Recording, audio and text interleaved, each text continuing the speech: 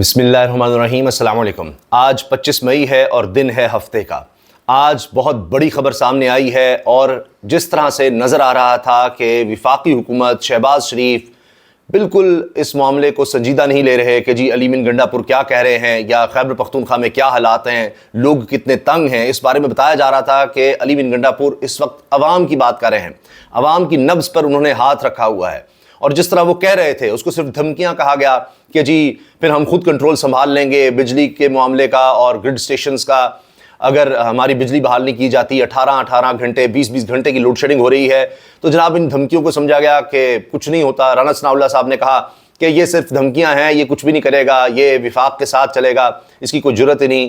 لیکن ہوا یہ ہے کہ اب پشاور میں عوام نے کنٹرول سنبھال لیا، حتیٰ کہ پیسکو کا دفتر، گرڈ سٹیشن، وہاں پر رہائشی اور عمائدین اندر چلے گئے اور انہوں نے خود جا کر بجلی بحال کر دی۔ آپ اندازہ لگائیے کہ لوگ خود چلے گئے، انہوں نے خود کنٹرول سنبھال لیا، اور ان کے ساتھ مقامی ایم پی اے فضل الہی تھے، رکن صوبائی اسمبلی، جنہوں نے یہ کام کیا۔ لوگ ان کے ساتھ تھے، عمائدین تھے، اور جا کر جناب انہوں نے خود جا کر گرڈ اسٹیشن کے اندر جا کر بجلی بحال کر دی۔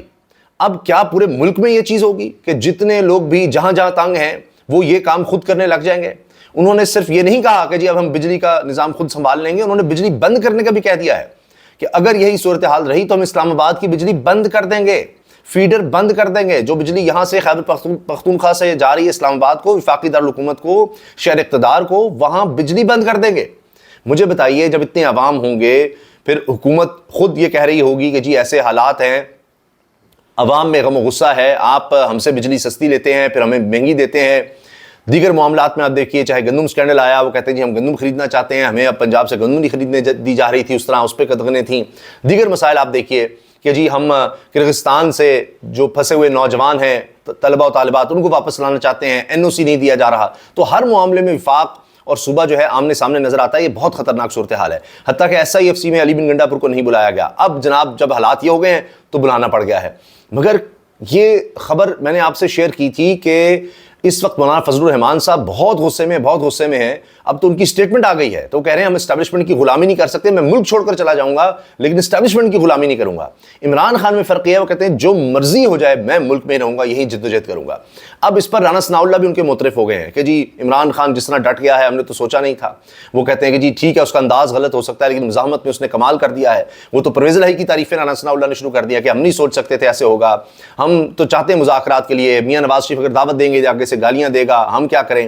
اور یہ تک کہا ہے کہ جی ان کے ایک بندے نے آف دا ریکارڈ مجھے کہا کہ جی ٹھیک ہے ہم تو مذاکرات کر رہے ہیں لیکن وہاں سے اجازت نہیں ملے گی۔ تو رانا ثناء اللہ کہتے ہیں جی میں نے کہا جی اجازت لینا میرا کام ہے، آپ صرف حامی بھریں۔ پہلے ہی وہ کہہ رہے ہیں کہ جناب جس طرح کہتے ہیں، جس طرح کے کہتے ہیں ہم آپ کو پیغام دیتے ہیں، جس طرح کے مذاکرات چاہتے ہیں ہم کرنے کو تیار ہیں۔ لیکن اب کہیں دیر تو نہیں ہو گئی، کیونکہ اب لوگوں نے اپنے ہاتھ میں معاملات لے لیے ہیں اور ابھی تو مارشل لاء کی باتیں شروع ہو گئی ہیں۔ آپ اندازہ لگائیے مارشل لاء کی باتیں شروع ہو گئی ہیں۔ اس کی وجہ یہ ہے کہ جس طرح سے ججز والا معاملہ حکومت سے کنٹرول نہیں ہو رہا، حکومت نے پیغامات بھیجے، حسنات ملک صاحب نے خبر دی ہے کہ حکومت نے پیغامات بھیجے لیکن ججز جو ہیں وہ پیچھے ہٹنے کو تیار نہیں ہیں۔ اور آپ نے دیکھ لیا کہ ابھی محسن اختر کیانی صاحب نے جو لکھ کر حکم نامہ دیا ہے، اور پہلی دفعہ شاید اسلام آباد ہائی کورٹ کی تاریخ میں اس طرح سے اردو میں لکھا ہوا 8 صفحات کا انہوں نے جو حکم نامہ تحریر کیا ہے، اس میں انہوں نے کسی کو چھوڑا ہی نہیں۔ انہوں نے جناب sector commander I S I, I B, اس کے علاوہ ایم آئی، ان کے جتنے بھی لوگ ہیں ان کو بلا لیا ہے۔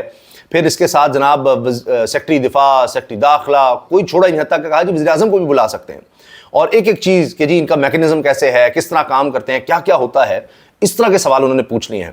پھر 6 ججز کا خط آپ کے سامنے ہے۔ بابر ستار صاحب والا معاملہ دیکھیے، سپریم کورٹ میں قاضی فائصہ صاحب جو ہے وہ ایسے لگتا ہے کہ سائیڈ لائن ہو چکے ہیں۔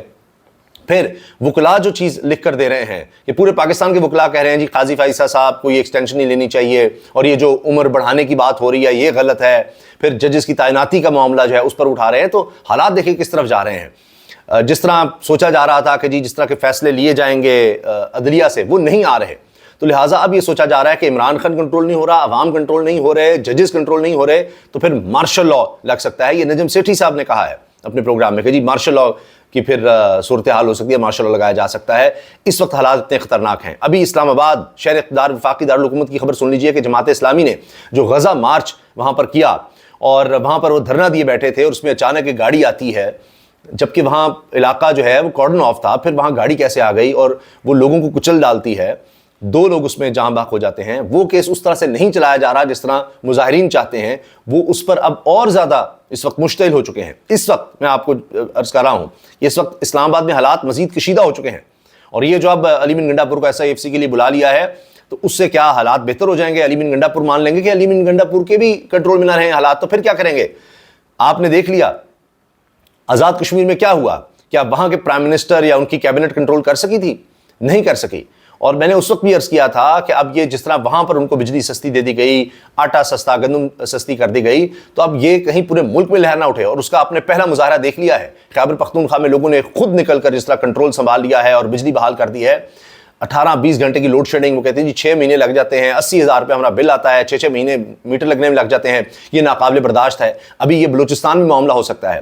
افتخار فردوس انٹرنیشنل ایجنسیز کے ساتھ کام کرتے رہے ہیں، بہت بڑے صحافی ہیں. انہوں نے یہ کہا ہے کہ اندر کی خبر یہ ہے کہ مولانا فضل الرحمان اور تحریک انصاف کے درمیان معاملہ طے ہو گئے ہیں، اور ایک بہت بڑی تحریک چلنے والی ہے بلوچستان اور خیبر پختونخوا میں سینٹر کے خلاف. یہ ان کی خبر ہے.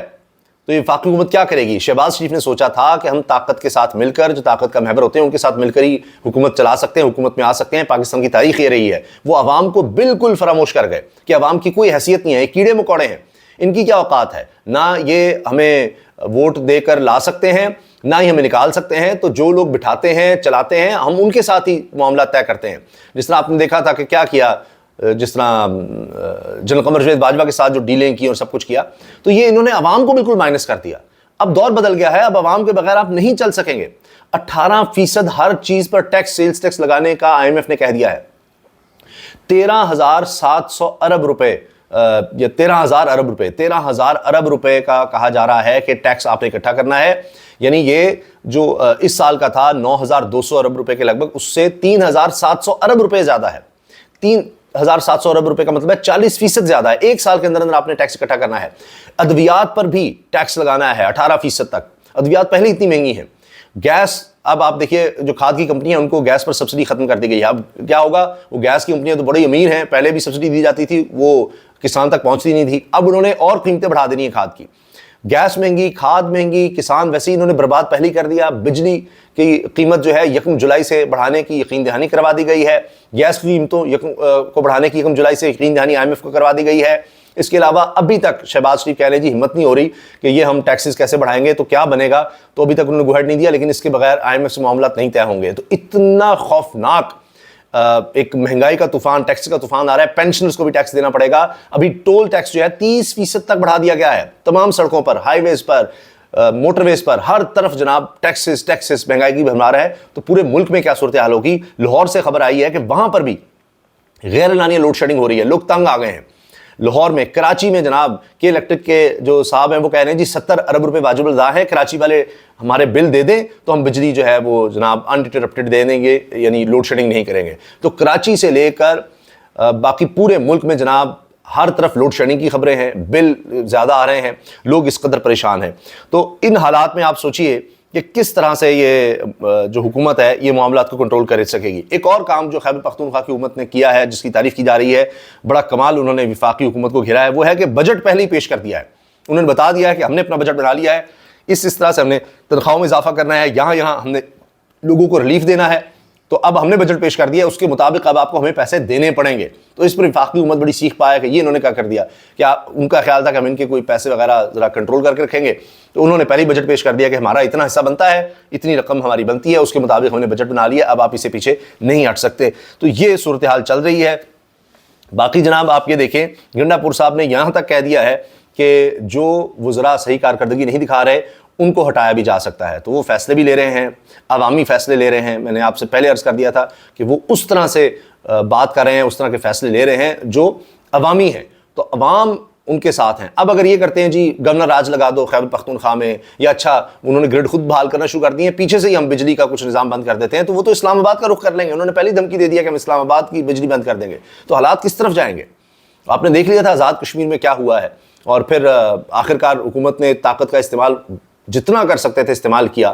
وہاں پر لوگ جو ہیں وہ جاں باق بھی ہوئے, مگر اس کے بعد ان کی شرائط ماننی پڑی. تو جتنی یہ مہنگائی ہو رہی ہے, جو یہ طوفان آ رہا ہے, یہ سارے جو حالات ہیں یہ خدا نخواستہ اس طرف جاتے نظر آ رہے ہیں. اور اسی لیے پھر کہا جا رہا ہے کہ جب کسی کے بھی کنٹرول میں نہیں رہیں گے معاملات تو پھر مارشل لاء لگایا جا سکتا ہے.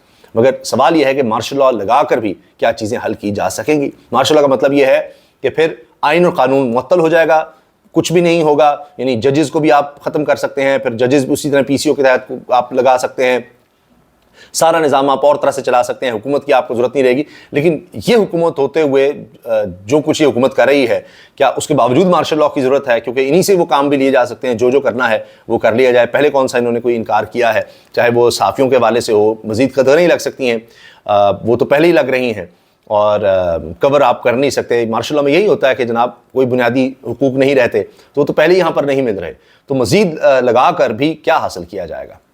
اجازت دیجیے, اللہ حافظ.